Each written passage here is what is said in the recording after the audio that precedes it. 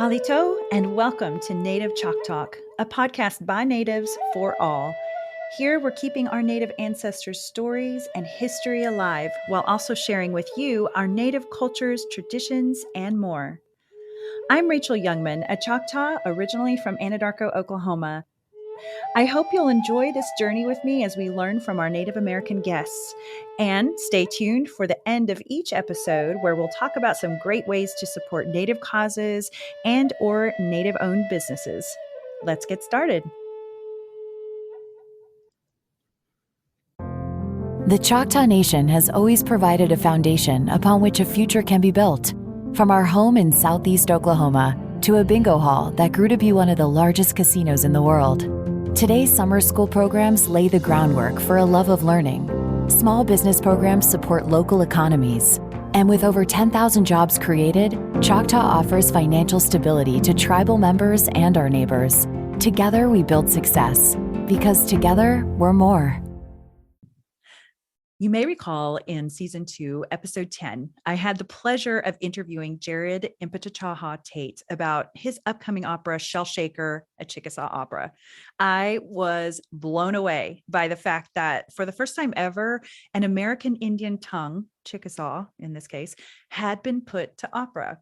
Now, as a former opera singer with a degree in music, I was pretty much salivating over the fact that these two worlds would now collide to bring awareness of not only the significant talent among our Indigenous people, but also a genre of music such as opera being brought to the forefront in a totally new way. And today, I get the pleasure once again of discussing this topic from a different perspective with two incredibly talented women.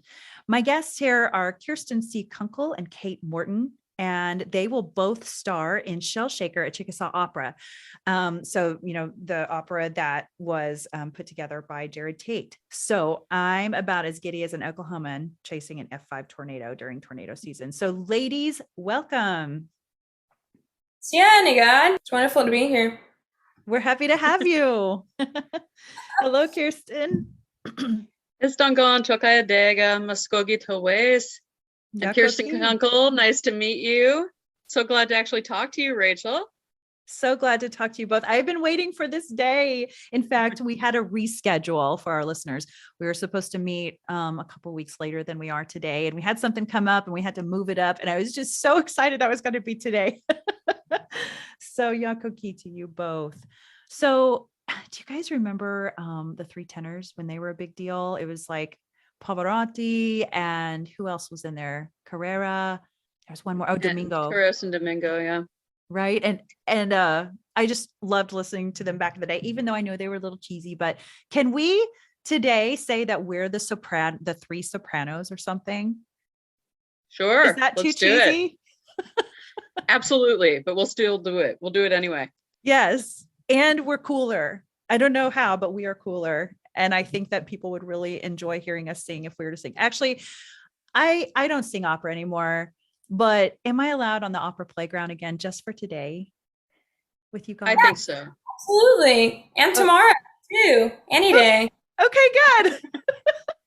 It's a party and you're all invited. We have way better hair than the Three Tenors. All three of us. We do. We're gonna rock this world of the Three Tenors. We're just gonna make this better. So all right. So please allow me to properly introduce you both. Kirsten, I'll start with you. Dr. Kirsten C. Kunkle is a spinto soprano. She's Muskogee, and she lives in beautiful Ohio, where she's the artistic director and co-founder of the Wilmington Concert Opera. You go, girl. We'll talk more about that later. And one of my favorite pieces I watched online the other day, by the way, is Bizet from Tosca by Puccini. And listeners, stay tuned for my Native Chalk Talk post, where I'll be sure to share links like that so you can hear both Kirsten and Kate's performances. You will love them. Just put it on while you're cooking or you're doing stuff around the house or you're driving down the road. It's just beautiful. I was just mesmerized by both of their performances. So stealing some portions of info directly from Kirsten's website, She has been lauded as the leading Native American soprano in today's classical music world. She has also been commissioned and premiered 16 original compositions, including one of her own, based upon the poetry of her ancestor and highly acclaimed poet of the Native American Muskogee Nation, Alex Posey. Her recordings are collected at the Library of Congress, the National Museum of the American Indian at the Smithsonian Institution, and the Merkel Area Museum in Merkel, Texas. Kirsten is included on the list of classical Native American artists and musicians at the Smithsonian's Institution NMAI and on the Molto Native Music list of performers. She was featured as a composer and soloist for the Circle of Resilience concert with Intermountain Opera Bozeman in May 2021. And I'll also point out for you opera buffs out there that some of her favorite operas, not limited to, but definitely include some of the following. So she starred in Der Freischütz, La Boheme, Die Fledermaus, Le Nozze di Figaro, Don Giovanni, The Old Maid and the Thief, and many more. I just don't even have time to go into her whole resume. Both of these resumes are so extensive. And by the way, she made her Carnegie Hall debut in 2014.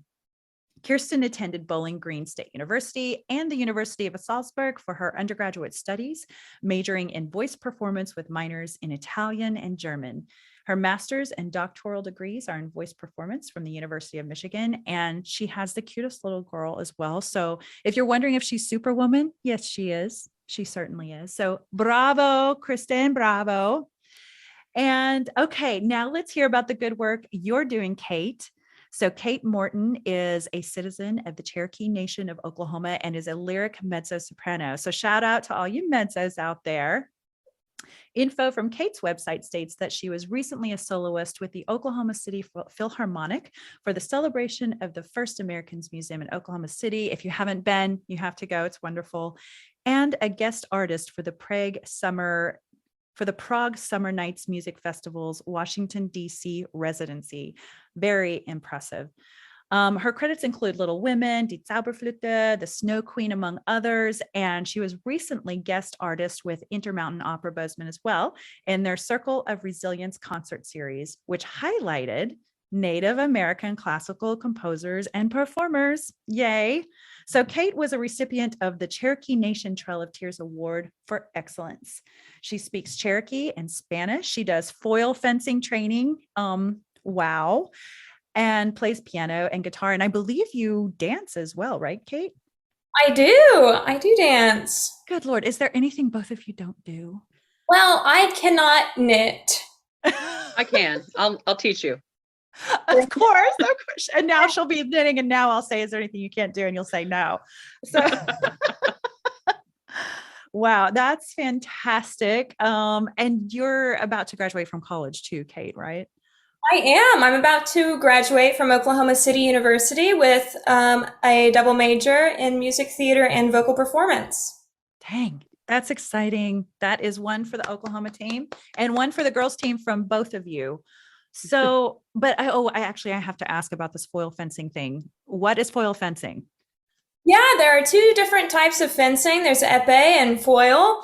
And last spring, I had a little gap in my schedule after I did a production of The Consul at OCU, and I decided, I'm a mezzo, I'm going to do a couple of pants rolls in my career, a lot of people.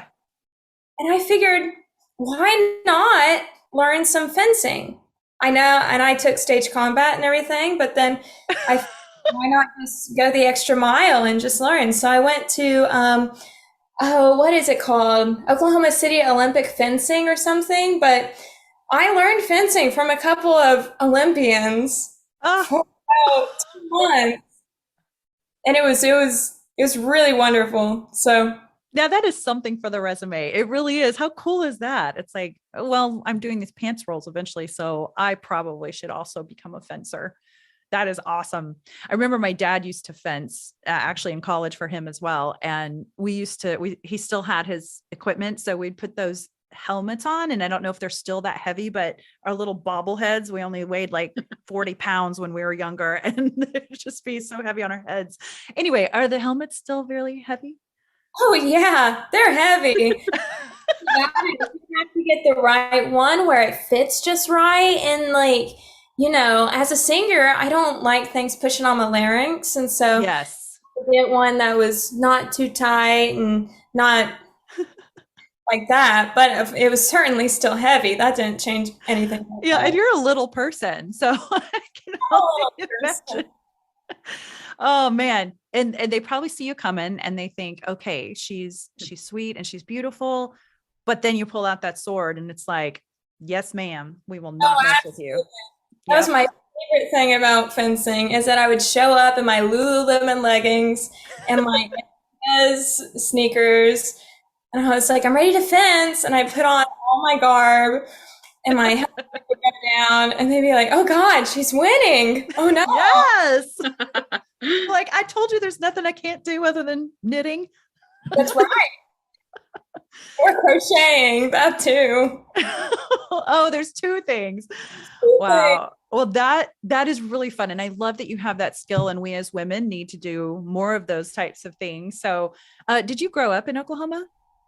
I did. I was born and raised in Oklahoma. I was born in Muskogee, Oklahoma. So I am an Okie from Muskogee. Nice. I grew up in a little town outside of Tahlequah called Keys, Oklahoma. It's pretty close to Park Hill. Okay. But I grew up right there next to the capital of the Cherokee Nation. That's fantastic. Well, it's a good spot to live because I grew up in Anadarko, which is certainly not anywhere near the Choctaw Nation or Choctaw people. So you were lucky to get to be near them. I absolutely was. I was around culture since I was little. That's great. That's great. And how about you, Kirsten? Where'd you grow up? I was born in Toledo, Ohio, and I was raised in Fremont, Ohio.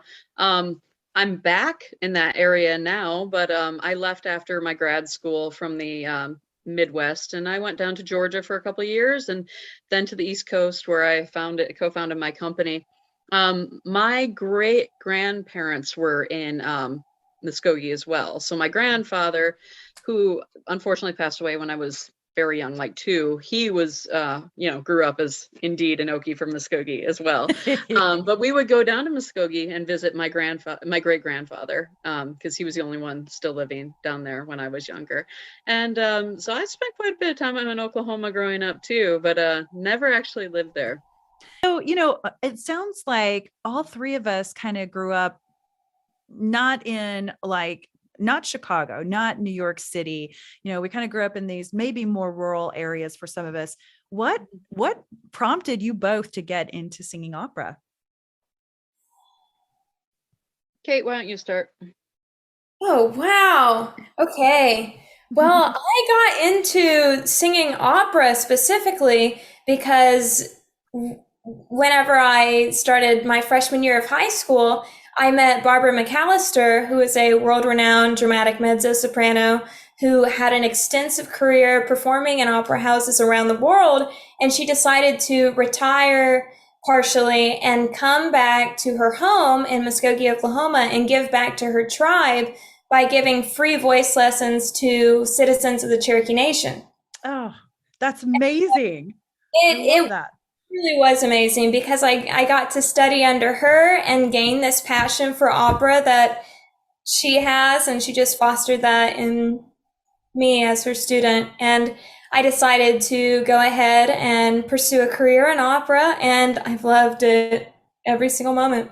That's amazing. And I'm looking at photos of her right now on my phone. To be honest with you, I feel like I had heard her name before. I'm so out of the loop with opera, more than I used to be. Definitely more well-versed on certain things, but I love that. I love that she came back and was like, this is what I want to do. And so she is Cherokee, correct? Yes, she is. That's fantastic. And she she started her career as an apprentice with the Santa Fe Opera Company. Pretty cool. Gotta love it. And she won the Lauren Zachary competition, and which launched her career in Europe. And her voice teachers were Lee and Sally Sweetland in Los Angeles. and eventually their son Steve Sweetland. And so, And So how about I just wanted to comment on Barbara McAllister for a minute. So I have never met her in person, but we are friends. And I would say that she's kind of adopted me as one of her own, even though I've never studied with her or sung with her, other than she was she had a video performance on our Circle of Resilience concert. So she was part of it, and she sang a couple of Cherokee songs, and then she also sang the Brahms Lullaby. So it was just really lovely, and beautiful. she's just unlike anyone but like so many people at the same time. Right. And I don't know a better way to describe her than that. She's just very warm. But yeah, I would say, she's kind of the matriarch of classical singers in the native world these days. So she's paved the way for a lot of what we're doing now. That's and fantastic. In a time that maybe it was just not even acknowledged so much that she was Right. native. So Right.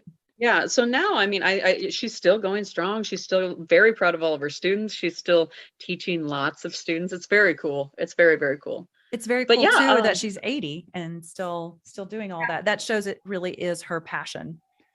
Absolutely. Absolutely. And she loves Kate. Kate is her protege.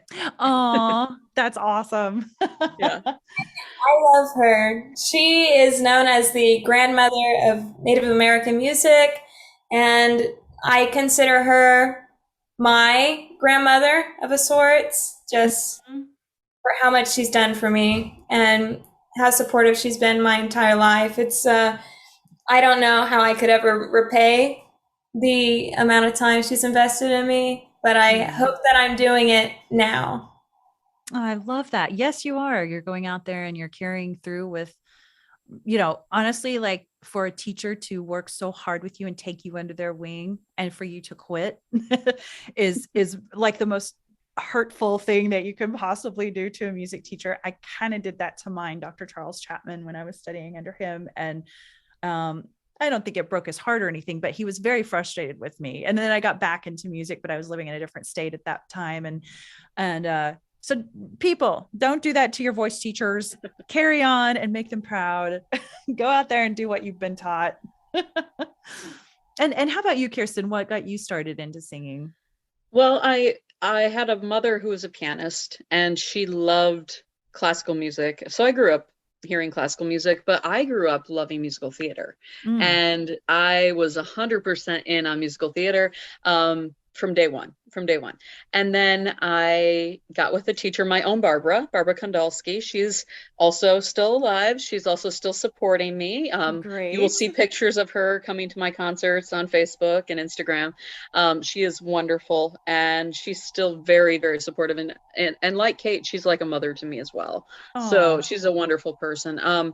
And she got me started in classical music, singing classical music and opera. I auditioned for my first opera when I was, I believe, 12 or 13, and I did the adult chorus of Tosca, which I was so proud of myself at the time that I wasn't in the children's chorus. Look at me. That's so cool. It was just really awesome. And that was the first opera I ever did. I did chorus all the way through with Toledo Opera all the way through college, and performed in shows at Bowling Green and so forth and so on. And it just kind of went from there. And so I went straight through school, and I was hooked. The first opera I ever saw was Faust. And I was just so blown away by the costumes and the scenery and the makeup and everything being larger than life, even more so than musical theater. And I thought, if this is the pinnacle, if this is the height of what the voice can do, that's what I want to do. It's like the ultimate drama, right? It's like you listen and you just get goosebumps and you want to cry. And it's just, I don't know, there's just something about it. And maybe it's because, there's always the virgin that dies at the end. I don't know, but it always makes me cry. Oh, I fell in love, and I haven't looked back. I got to sing Marguerite once a couple of years ago, and it was like a full circle, and I was just so excited. So yeah, I love opera. If anyone's listening who's never heard opera, go check it out. Find something that is live, even better. But even on YouTube, just go check it out. Or listen to us. We're cool with that too. Oh yes, let's start there. Listen to Kirsten and Kate, and then you can go and listen to other things too after you've listened to them. But I've always thought too that if people kind of had like tools in their toolkit to start listening to opera, like there's always the things like Nessun Dorma with Pavarotti. You can't go wrong with that. If that doesn't give you goosebumps as a first time listener, I don't know what does. So that would be my recommendation. So again, that's Nessun Dorma, and the Pavarotti version is amazing, although there's many other singers out there that also do a great job. So how about y'all? I'm going to put you on the spot, Kirsten and Kate. Who would you recommend that someone listen to, or a specific piece or whatever to start? My gateway opera that I always recommend is Amahl and the Night Visitors. It's in English. It's a nice children's Christmas story. It's 45 minutes long. Perfect. If and kids can see it. It's very wholesome. But as far as beautiful music, I love La Boheme or Carmen. One of those as a starter. Yeah. Yeah. Oh, yeah. And they'll understand, or sorry, they will recognize some of the songs because yeah, absolutely. They've been in Bugs Bunny, they've been in, commercials, and those are two really good ones. I love that. What about you, Kate? I really love Le Nozze di Figaro. Oh yeah. Oh, now there's one they'll recognize. With Isabel Leonard as Cherubino. Okay. Good. I should actually type these out for everyone and find some links for everybody when I post on social so that you can easily go reference these. Go out there and listen. It's really sad that a lot of people stopped listening to it. It's great that people like the three tenors came along, or Andrea Bocelli, and some people kind of snub their noses at it because it's, kind of commercialized or whatever, but I still think it's a great way for people to kind of dip their toe in and find out what they like to listen to, who they like to listen to, and then grow your repertoire from there and start, reading about and learning about other singers and all that. And the greats, some of those from many years, like I used to love Beverly Sills. How about you guys? Who are some of your favorite singers, either from right now or from before? My all-time favorite person ever is UC Bierling, tenor. Okay. I love his E Luce van le Stelle from Tosca. It's my favorite recording. It's maybe not as famous as Nessun Dorma. He did that too, I think. Okay. But Regine Crespin is one of my favorite singers. That's a woman. She's kind of a Zwischenfach, which means she does both soprano and mezzo, which I did for years. I still do a little bit. Okay. Yeah. And then Leontine Price. Leontine Price is one of my go-to. Yes. I just love her so much. Any recording she does, I'm like, that's my default. I just think she's amazing. So much power there. Yeah. So much. How about you, Kate? I always listen to Jesse Norman. There you go. Jesse Norman. I did Frauen Liebe und Leben on my recital recently. And I just kept listening to her, and I was like, "Oh, you got to stop at some point." So that I was listening to her. I was practicing it myself because I just love hearing her perform. Oh wow! I am never starstruck in my life where I don't know what to say, but I got to meet Jesse Norman once, and it was the only time I have ever been starstruck. She asked me how I was, and I'm like, I'm fine. You're asking me how I'm doing? So I got my obligatory picture and got out of her way, but it was pretty cool. I was supposed to be in an opera with her, and unfortunately she wasn't able to do it. She had to back out, but I still got to meet her later, and that was great. But her Mon Coeur s'ouvre à ta voix, we're talking shop now, seeing that live was the most beautiful, amazing thing I've ever seen live. And that's from Samson and Delilah. Google it, YouTube it. Yeah. It's amazing. It's just phenomenal. That's great. I love good choice, so Kate. Much. Good choice. Both of y'all, good choices. I like it. Now I'm inspired. I'm going to go listen to some opera tonight. So for those who may not know what a spinto soprano and a lyric mezzo soprano are, feel free to explain. Sure. A spinto soprano is also the equivalent of a young dramatic soprano.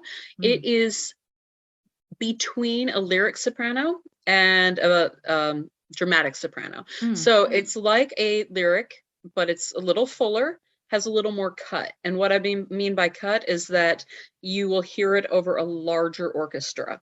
There's a little bit more, they say steel to the voice, but it is a little bit more brash, if you will, than a lyric soprano. That being said, it's not as full and brash. I don't mean brash in a bad way. I just mean as a color, than as a dramatic soprano. So it's a full lyric soprano voice, really, that has a little more cut. So and that kind of voice type often can also do, like I mentioned before, a little bit, some of the mezzo roles too. Wow. So pretty versatile.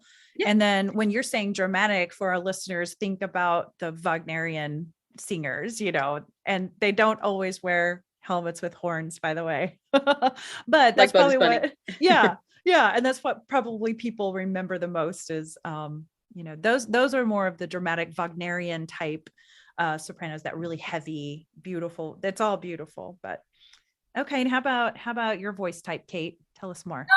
I am a high lyric mezzo soprano, which means that I have a higher extension. But like Kirsten mentioned, there is a dramatic mezzo soprano, which is what Barbara McAllister is.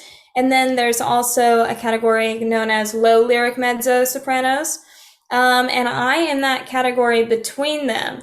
The difference between a lyric soprano and the lyric mezzo soprano is that the mezzo has a warmth in the lower notes and in the middle of the voice, a sort of color, like a darker, full color that sometimes isn't heard in a lyric soprano.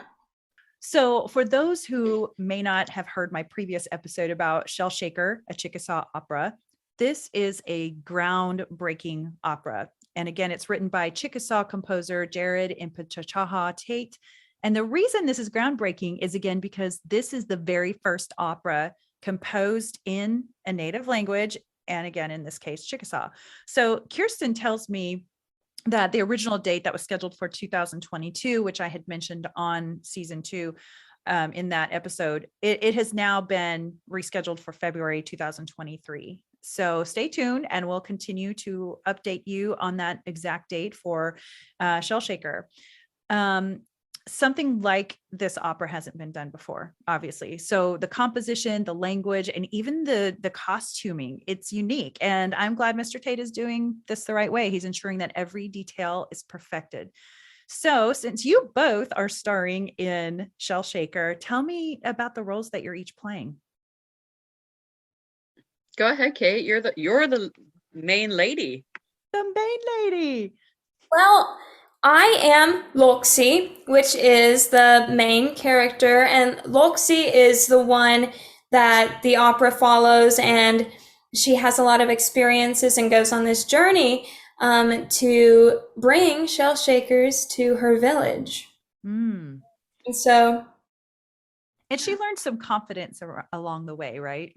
Absolutely. Just like with any journey, there are always going to be trials and tribulations and relationships formed, and there are going to be lessons learned along the way. And I'm hoping that's something that audiences take from this, is that they can relate to Loxi's journey and that they can see a bit of their own journeys reflected in her experiences. Fantastic. I like that. Well, we can't wait to see you perform it. I am so very excited. Oh yeah. And have you started practicing for that role yet, or is it too far out? It is too far out. The libretto is still being worked on, and the score, we are still workshopping it, but I cannot wait to get started on it. It should be ready to workshop even more very soon. Oh, that's great. It's great. It's coming along. And Kirsten, what role are you playing? I am playing Iposi and also Loxi Iposi. That is the grandmother and grandmother turtle. Loxi means turtle in Chickasaw. So Kate is playing a young girl, but her name happens to be Loxi, named after the turtle. So to clarify that. Okay. So I am playing Kate's grandmother. So I'm the primary elder of the story. And then I don't want to give away too much, but it is a Chickasaw folklore. It is Chickasaw folklore. So you could look it up if you want. But the grandmother does play an integral part in guiding and also coming to final terms of how these shells come back to the people. So it's an important role. When I've talked to Jerod about it, I've told him, you know, I really truly respect and feel respected that he chose me to play that elder role because of the role of elders in Native culture. So I'm really excited about that. I'm very excited about it. And I know it's going to be absolutely beautiful. It's going to be hard because Jerod never writes easy music.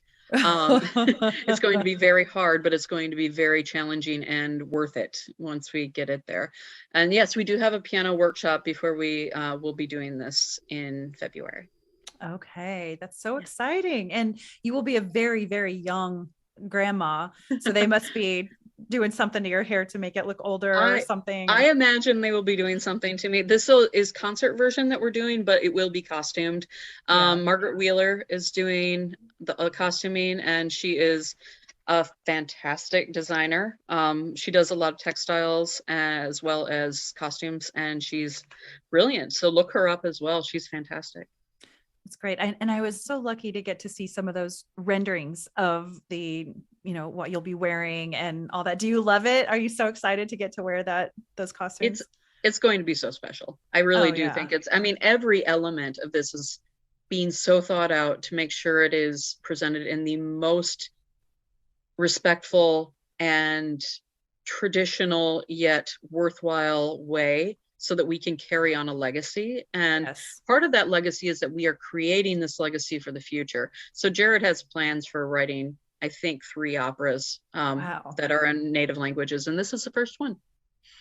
Amazing. That's going to be so much work, especially because, you know, the idea of, and I was talking to him as you heard the episode, I was talking to him about the idea of something so different as putting the Chickasaw language with those notes, and knowing that, you know, if you study how to write an Italian opera, you obviously have to put the what's the word I'm looking for? The diction?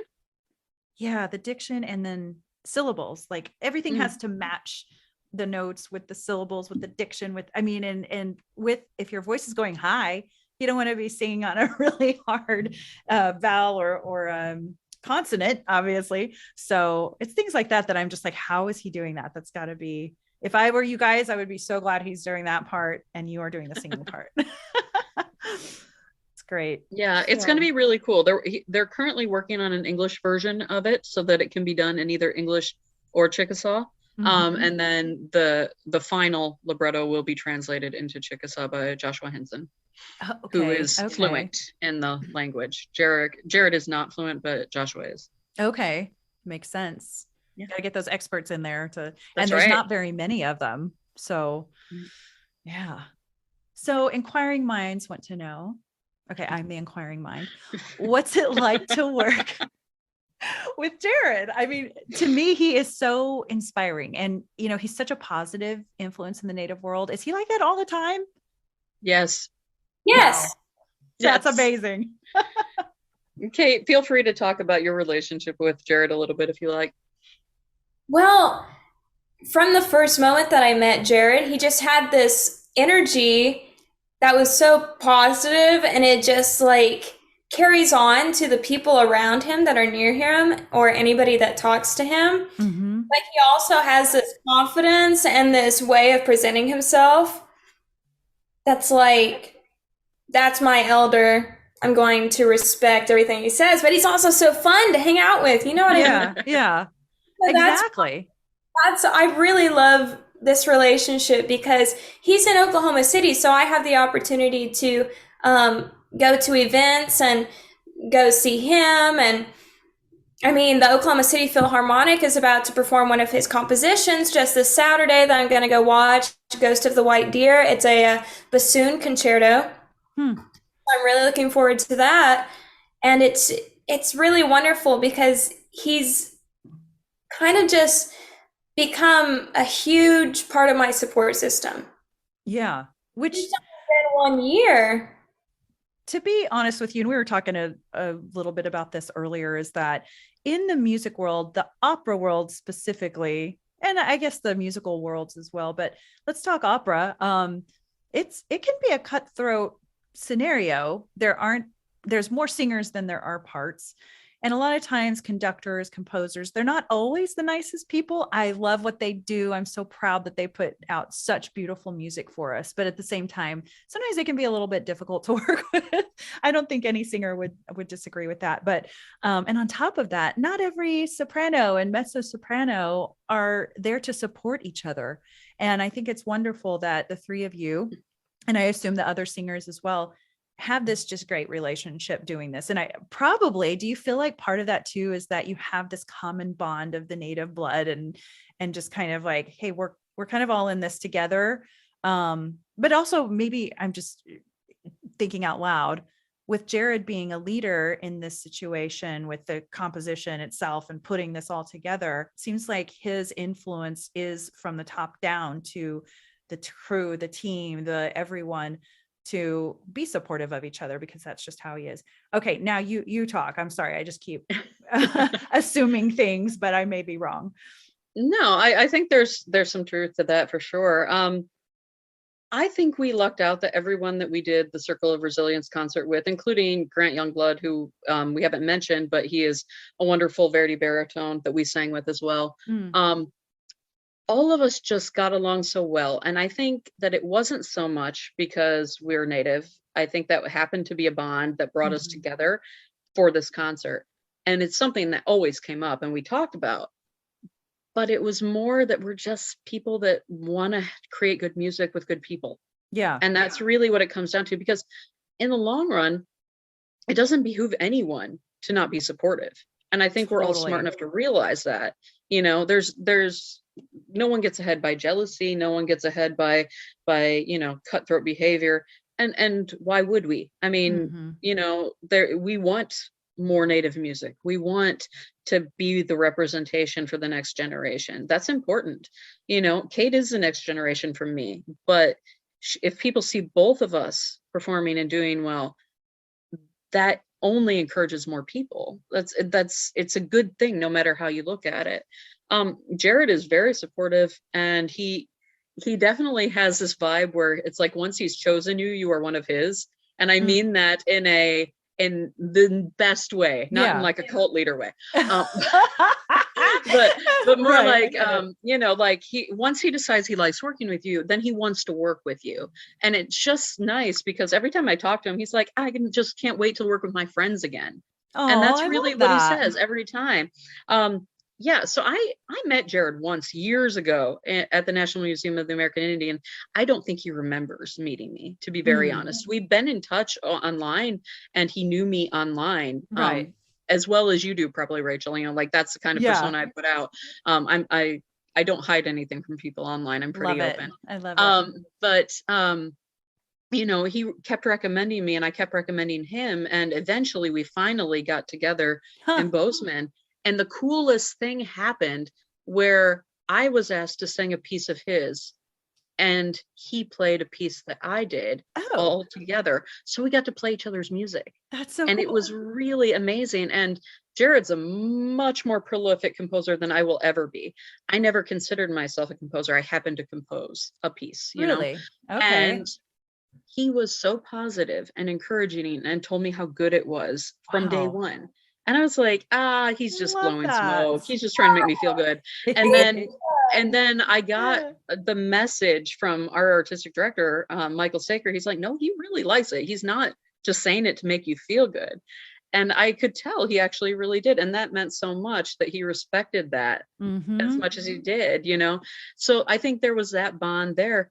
But honestly, in the past, like Kate said, it's been a year. It was in May of last year that we did this. He's become probably one of my closest people in my musical circle. We talk regularly. We're friends. We're legitimate good friends at this point. We talk about native things. We talk about our children.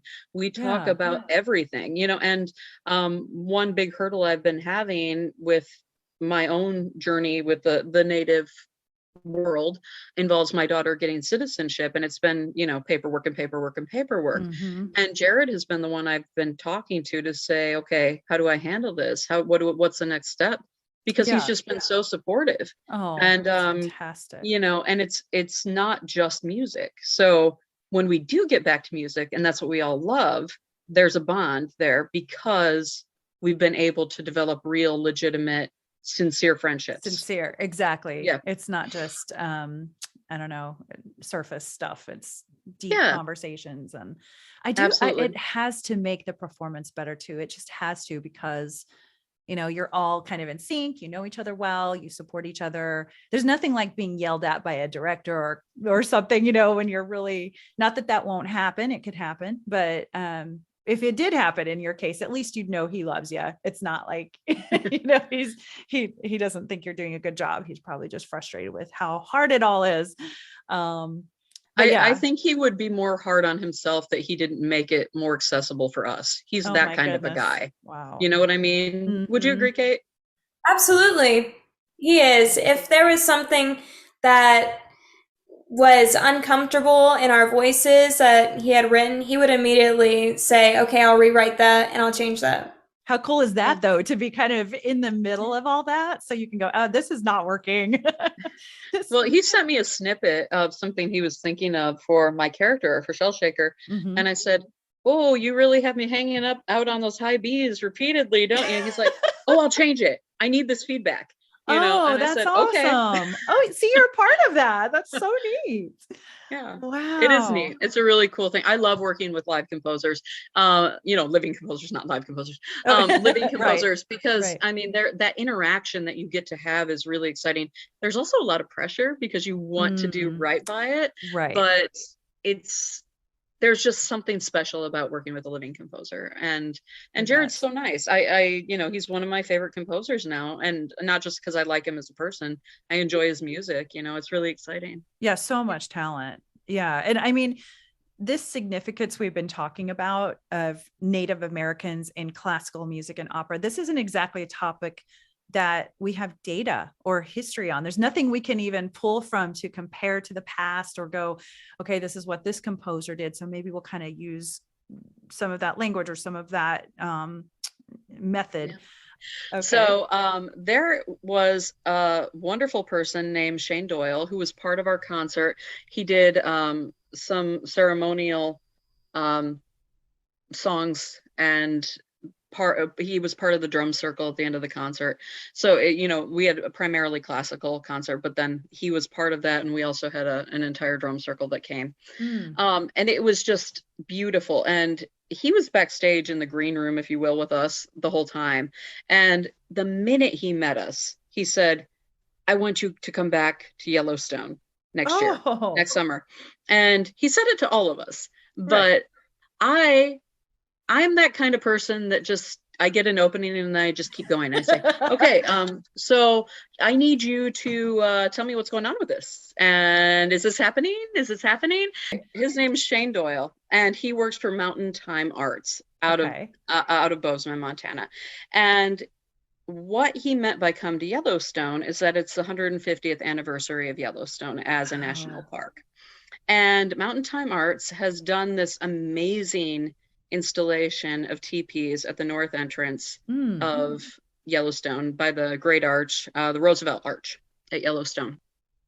And he has invited people from all of the tribes that once occupied the land that is now Yellowstone Park. So he's invited people from all those tribes to be part of installations of art and be able to talk about their communities and their backgrounds and their tribes. But also this has become an all tribal event. So all of the American Indian population.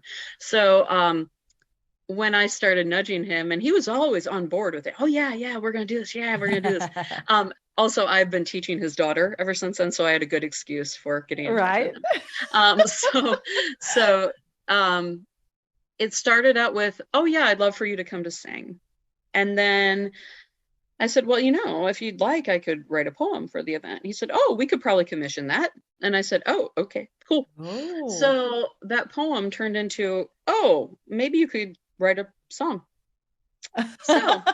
So I am writing a song and I wrote a song that I am premiering at Yellowstone for the 150th anniversary. It is so exciting. And he has wanted Kate to come up as well and sing. And I don't know what Kate's singing yet, but I will be singing my piece, and I've called it Reclaim the Land. And it is about all of the tribes coming together to come back to the land of Yellowstone. Goosebumps. It talks about Yellowstone specifically. It talks about all the issues that we have as Native people. It talks about water being sacred and residential schools and the Indian Removal Act and braids being cut and things like that. And of course, the missing and murdered Indigenous women's movement. So all of this is figured into this poem, as well as geysers and snow-capped mountains and illuminated teepees that you now have because of Mountain Time Arts. And so I'm so excited about this. Michael Saker from Intermountain Opera Bozeman will be playing piano for it. And Kate didn't know that. I didn't know. She looks surprised.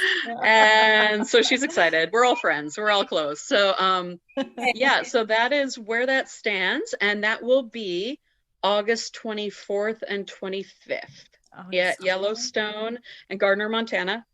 So if anyone is up that way or can be up that way, you can come see us. We will be singing for you. And then our opener, and I'm going to call him our opener, even though he's way more famous than us, is Superman, who's the rapper, hip hop. Awesome. Okay, so he's the 23rd. He's going to be the day before. But if you're coming up for him, you better stick around for us, because we're going to be amazing. What an amazing event. This is going to be fantastic. And is there a cost to get in? I don't know that yet. I don't believe so, but I would be surprised if there is. I think they want it to be very open and welcoming to people. Yellowstone might have a fee, but I believe this is on the outside of the actual park entrance. So, and by the way, this is August 23rd through 25th of 2022. At the time that we're recording this. So, So if this is already passed, hopefully there's great video footage of it. Oh yeah, absolutely. I bet there will be. Shane told me there would be drones videotaping. I said, that's cool.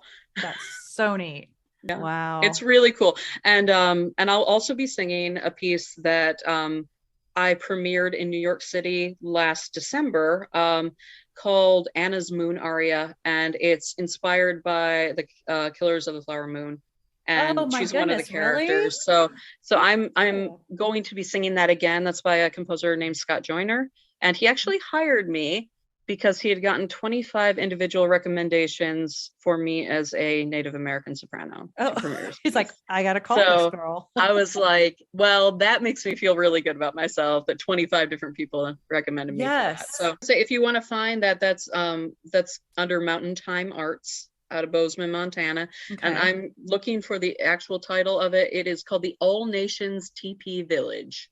Okay. Perfect. All Nations Teepee Village. There will also be performance art projects and original art digitized onto banners in the village, says Shane. That'll be so neat. Wow. What an experience, awesome. You know, like having all of those nations come together. It's going to be amazing. It's very historic. Honestly, I mean, in my 41 years, this is going to be one of the highlights of my life. And I have no doubt of that whatsoever. Oh yeah. Again, you're gonna have goosebumps the whole time.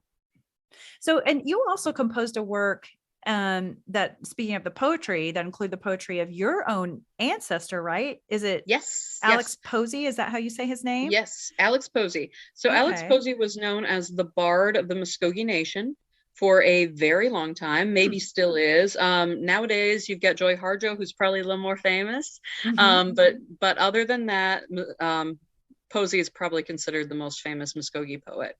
And he was my great uncle. And I was listening to you talking on one of your podcasts about how you have a relative who had a mugshot, and that's the picture you have of him. Right. Right. So Alex was very, very, he followed the law, but my great grandfather did not. So he actually killed a man in a bar fight. So I believe he had a mugshot in there somewhere as well. Yeah. But that was his brother, Frank Posey. Frank Posey was his brother, and he's my direct line. Wow. That's amazing. I know, isn't that a cool story? Yeah. Oh, totally. But you know, I grew up knowing about Posey, knowing that he was the famous one of my line of, you know, I'm on all sides of the family. He was the most famous person. And so when I did my doctorate, I commissioned a bunch of songs, 16 different songs by different composers.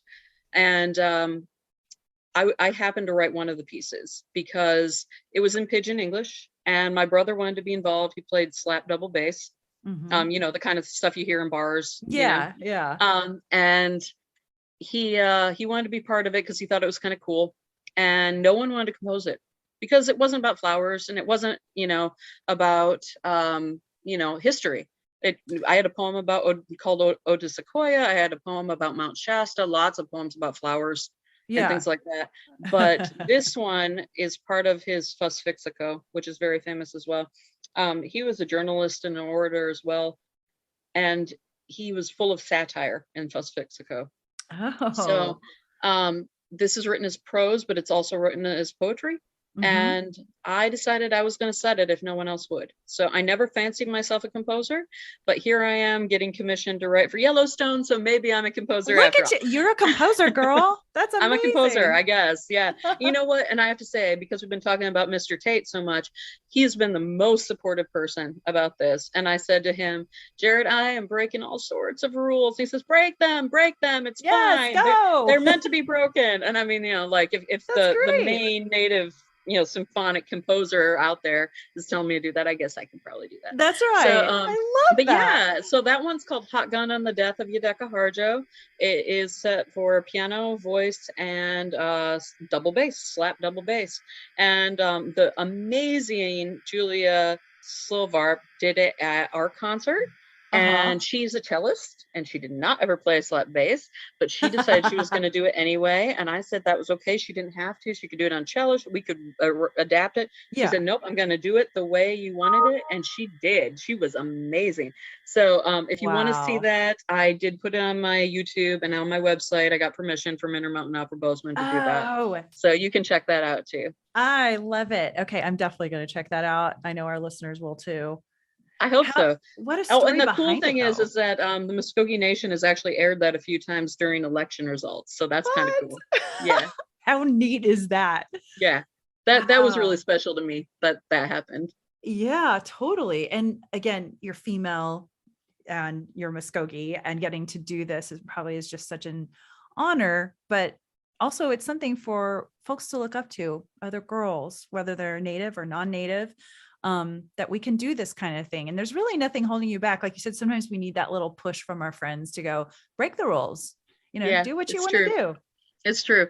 I'll tell you, you know, for anyone listening, some of the best opportunities in my life have come because I just said, okay, to something I didn't know if I could do anyway, but I thought I'd try it. I had an inkling that maybe I could do it. And it probably scared me more than anything else, but I did it anyway. And that's how so many doors have opened in my life. Wow. Just by saying yes instead of no and trying it. That's inspiring. I like that. Good. I hope people will take that away from this episode too. And you know, speaking of family, so you have that really interesting story about your great uncle.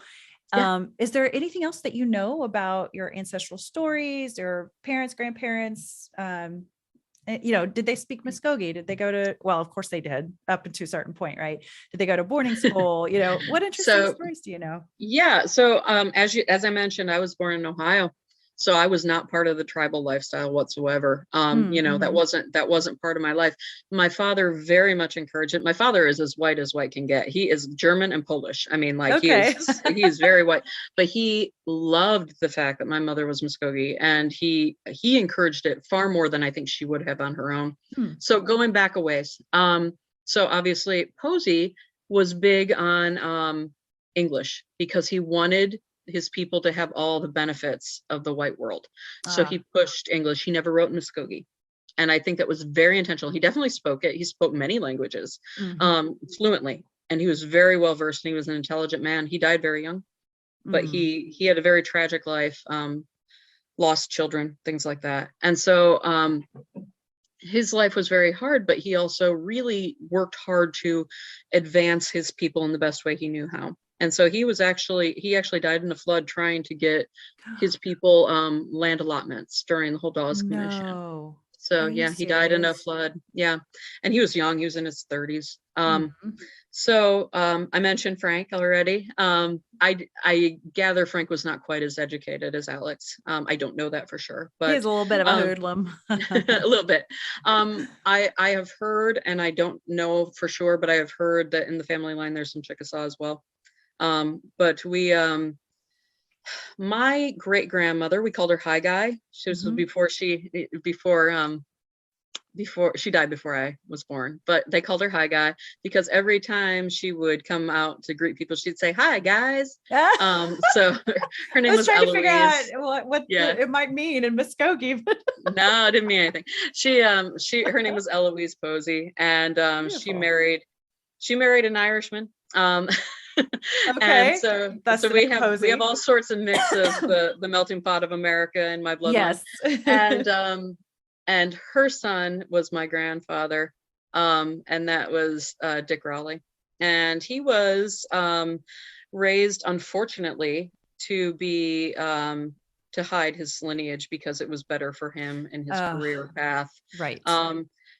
As far as residential schools, no, because the family lied about their blood quantum so that they could make sure their children stayed with them. Isn't that was crazy? And so even now, the blood quantum is probably off because that's what's on the rolls. I believe I am listed as significantly less than what I actually am. But, in Muskogee lineage, as long as you can prove lineage, you're considered to be eligible for citizenship. Okay. And my parents worked hard to get us citizenship, my brother and me citizenship. And that's been something I've been working on very hard for my daughter too. Just found out she got her roll number, so I'm just waiting for her card to come in the mail. So you did it. I am so happy about that. It's been a long process, but I'll be happy and relaxed once I get that card in the mail. It's sure. So important to me that now, because of the world we live in, where everything's available online, like I want her to have much more interaction with the tribe than I ever did. And honestly, I mean, the minute I found out that I could take Muskogee classes online, I started the minute. The first time I enrolled, I was fully in. I'm teaching my daughter what I can. She's 2, she's fighting it a little bit, but she runs around the house all the time saying "Owa, Owa, Owa," which means water. Cute. Oh, that's great. I mean, she doesn't say water. She says "Owa," and I'm just like, I'll go around. And I'll be like, I'll try to say different words, and I'll be like, "Magus," and she'll be like, "No." I'm like, come with me. Come on. I'm like, Mado, no Mados. No, she's like, "Thank you," but no Mados. So I got to work on her a little bit.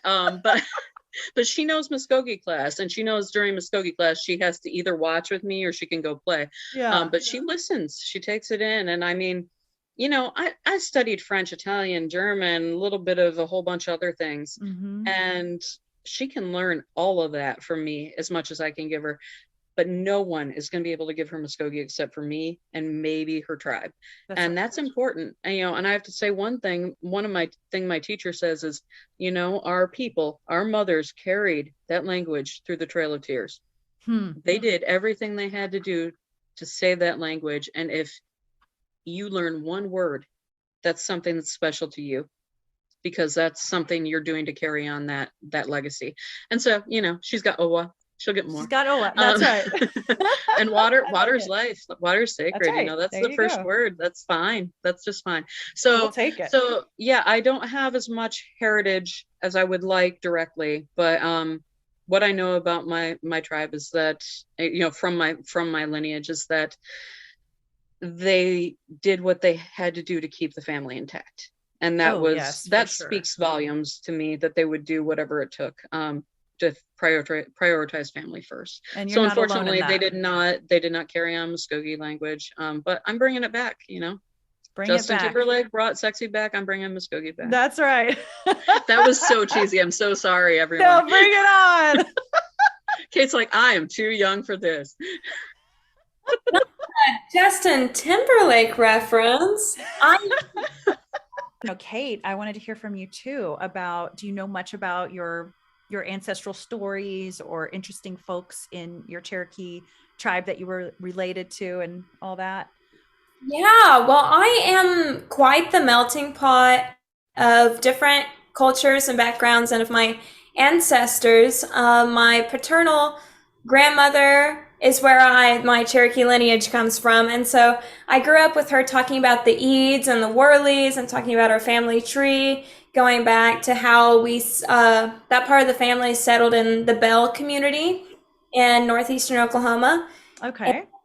My ancestor that she talked about the most was Penelope Roten Ross, who actually was on the traveled the Trail of Tears. Oh, wow. Okay.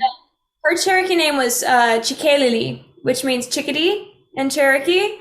And whenever I was younger, my grandmother told me that story, and then she gave me my Cherokee name. She gave me Penelope's name. Oh, you're so lucky to have that name. Absolutely. So it's not really a pressure to carry on the Cherokee culture, but it's more of like, I want to honor Penelope's Yes. experiences and what she had to go through. I mean, every year the Cherokee Nation does a Remember the Removal bike ride Mm-hmm. where they choose, well, we have our first all-female bike riders this year, our first all-female team. Wow. Oh, that's exciting. Ride all the way from Cherokee, North Carolina, where the Eastern Band is located, and then Whoa. they ride all the way to Tahlequah, Oklahoma, back to the complex. And just to imagine walking that, Oh, I some can't of even the imagine. weather events, and Mhm. I mean, they do this bike ride in the summertime. I mean, you got to think about like all the seasons and all the different, like people wanting you dead and walking that. Right, right. And so my grandmother would tell me that story about Penelope Roten Ross and how our lineage stems from her. And so I say my Cherokee name with pride. Absolutely. That's beautiful. Thank you for sharing that. And a lot of people don't know even that much about their ancestors. And Yeah. I'm actually trying to look her up right now. I'll Mhm. continue looking on ancestry.com to see if I can find her.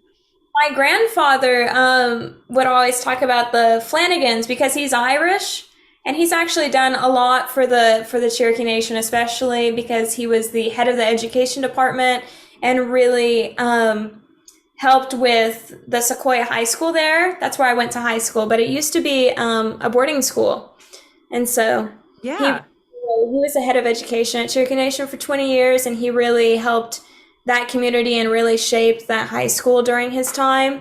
And then my mother, my maternal grandfather is Mexican, and so my great grandmother, whenever she was just 6 years old, left Mexico and came to Southern California.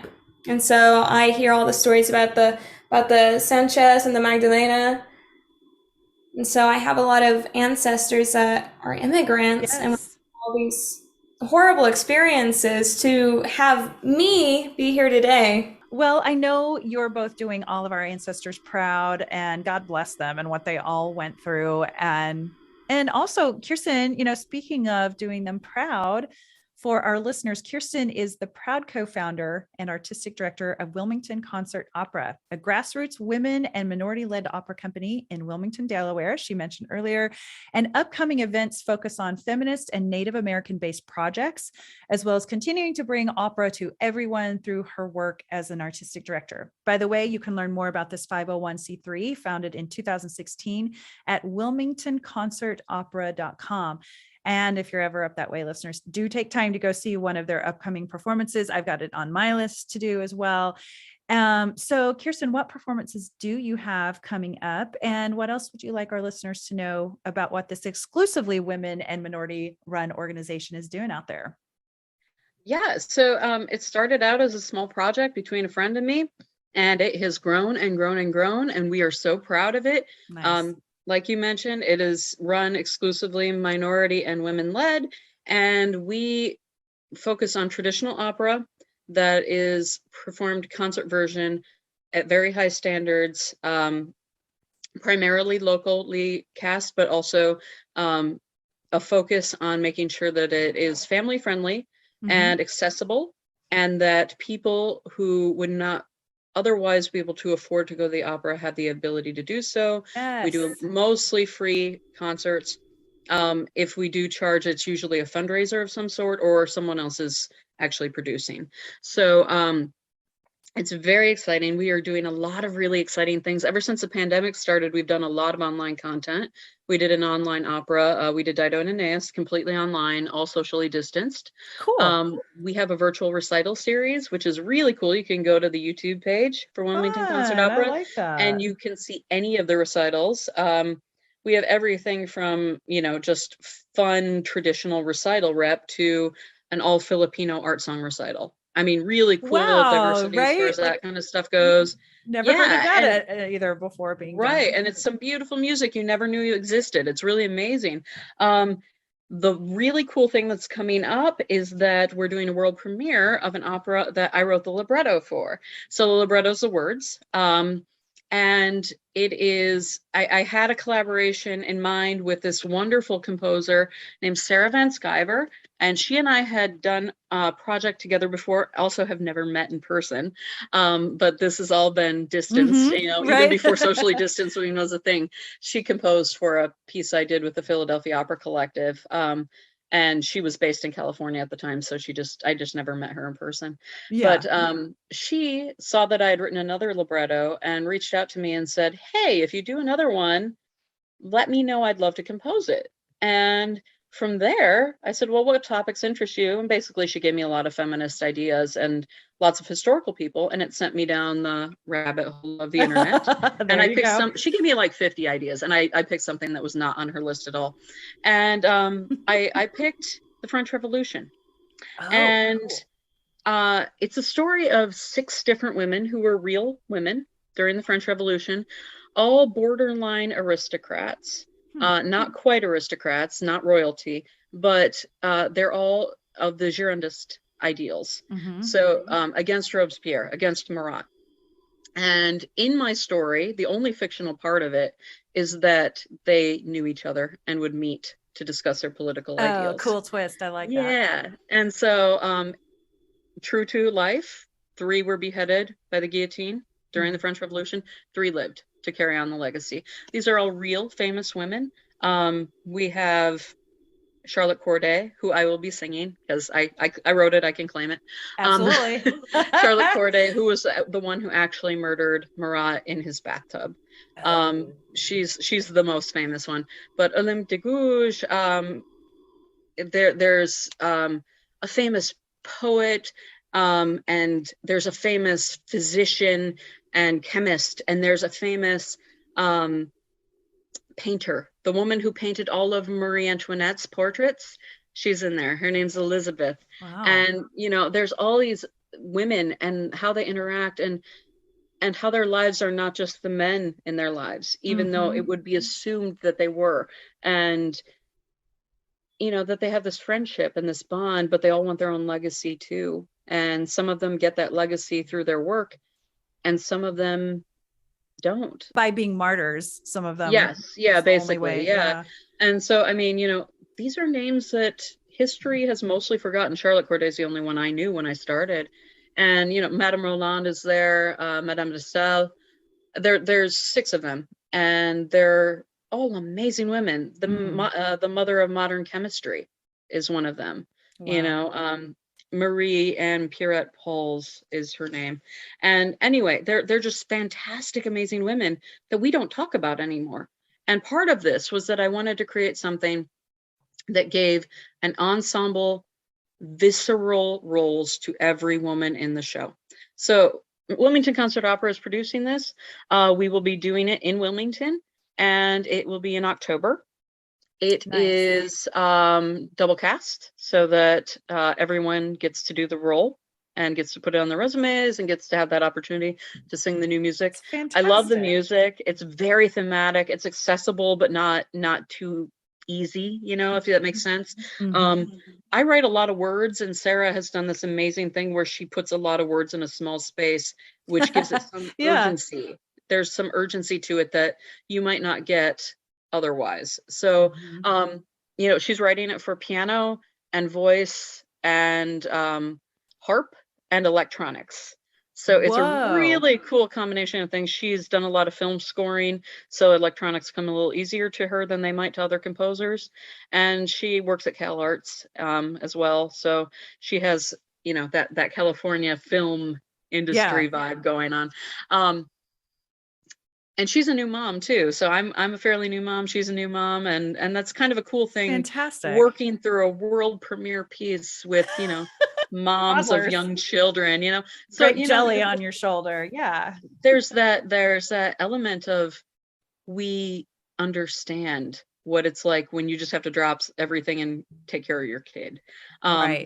But at the same time, we still get the work done. And that's something that is super important to me, that I show that although I have this toddler, I'm still doing all the things I always wanted to do and striving to do them. And it's important for the world to see that, but it's so much more important for my daughter to see it, so that someday she will do what her passions are. Fantastic. So that's just one of many things going on with Wilmington Concert Opera. You can absolutely find it on the web, Facebook, Instagram, YouTube. I do all the social media. So if you interact with any of the social media, you'll be interacting with me. And I love it. I spend so much of my time on it, and it's my artistic baby. It really is. Yeah, you are living, both of you are just out there living the singer's dream, getting to actually work, which is cool. And you're getting to do some Indigenous pieces. And so speaking of how can we support these efforts, for our Indigenous sisters out there? They're at Wilmington Concert Opera, as well as the minority groups that you're working with today. If they want to donate, how can they do so? You can go to the website, and there's donation buttons, and also you can subscribe to the newsletter, and that'll tell you everything we're doing. That's brand new, by the way. That just came out. We have an awesome new board member who's doing all that for us. Oh, fantastic. So, yeah. I was going to say, if you're taking that on too, oh my Lord. No, we decided, it was her idea anyway, but we love the idea of having a voice that wasn't one of the co-founders. Yeah. That's great. So that's wilmingtonconcertopera.com. Perfect. And I'm excited to keep following you all and seeing what goes on there at Wilmington. And Kate, now that you're going to be heading out into the world. And honestly, it's just been, tonight's been so much fun, just being one of the opera girls with you both tonight, the three Sopranos. So thanks for letting me be one of the cool kids. But before we go, I wanted to ask both of you if you had any words of wisdom for others out there. I think you've kind of peppered some in there throughout this episode tonight, but maybe young Native girls or women or even non-Native who also wish to start singing, or who think they don't have the confidence to get up there and speak or sing or perform, but they'd like to do something like that. Or maybe just feel free to, share some inspiration, or anything that you think someone would like to hear. Kate, let's start with you. Yeah, I won't sugarcoat it. It is a very vulnerable art. It's very vulnerable because you're using your voice to tell a story. And that's a part of the inspiration that I would give to people that are wanting to start singing, or that are afraid that their voice doesn't sound good enough, or they listen to Jesse Norman and they're like, oh, I don't sound like her, I'm not going to sing. Comparison is truly the thief of joy. And you can't compare your storytelling to that of someone else. Every individual human being has a story to tell that is individual to them. And every voice is individual to one person. So why not share that with others? So my words of wisdom would be, don't hold back your gift, your voice, and your story. Perfectly said. And honestly, that's great inspiration for me too, as well. So, and good luck, by the way, as you're graduating and heading out into the world to do big things. We're cheering you on. Way to go. And Kirsten, how about you? What would you like to share with others? Well, Kate, that was perfect. That was right. perfectly I know. said. How do you That was top beautiful. that? No pressure. Yeah, it was really wonderful. I think in my path, my weird path towards this odd life that I have that I really love, I think that you just have to trust that you can do what you know you can do. I think you have to put yourself out there, be willing to work harder than anyone else. And then when opportunity does happen, that you are ready, that you're always ready. I don't ever stop working, ever.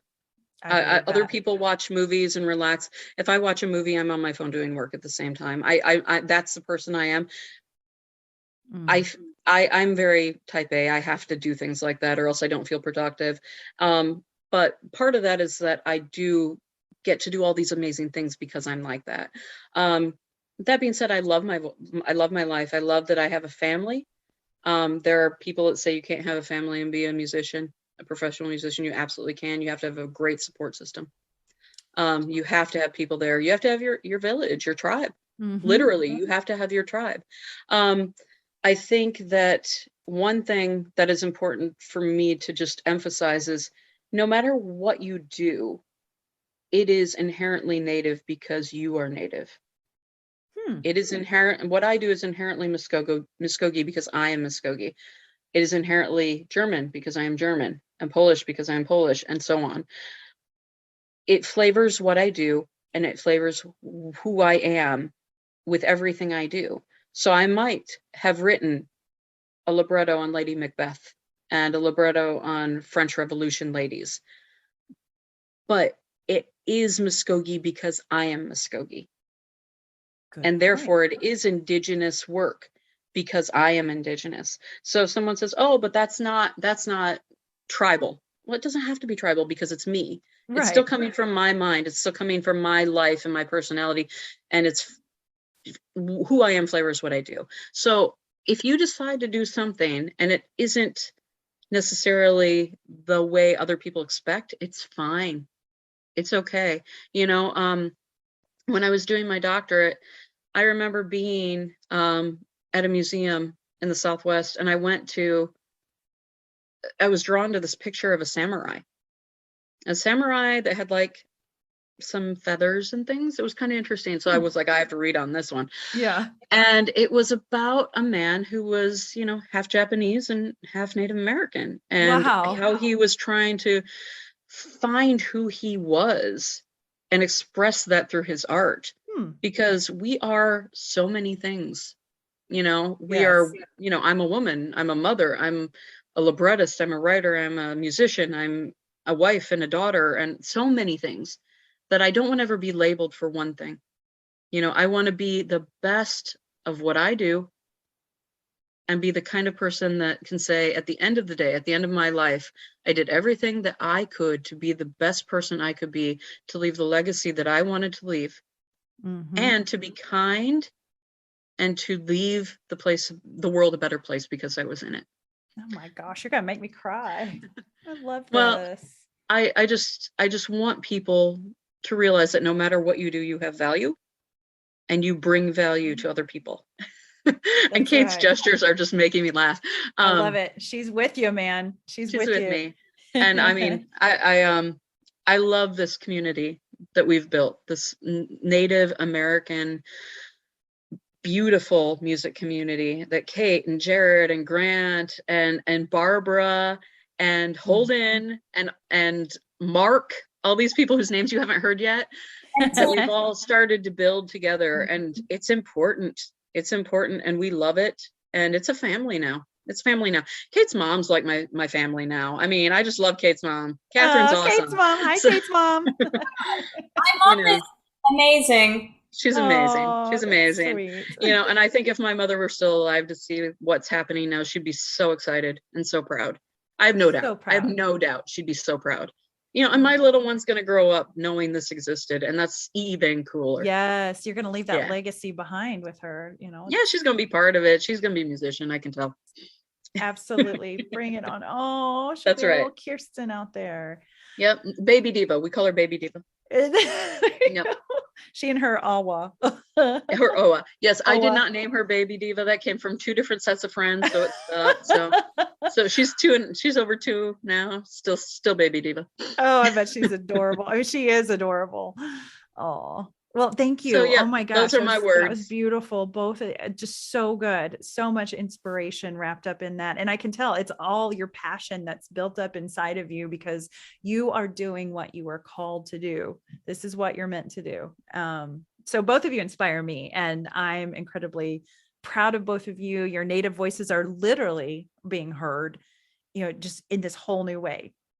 So listeners, please be sure to check out KateRaquelMorton.com and WilmingtonConcertOpera.com. I'm going to make sure that they're both posted on my Native Chalk Talk Facebook page.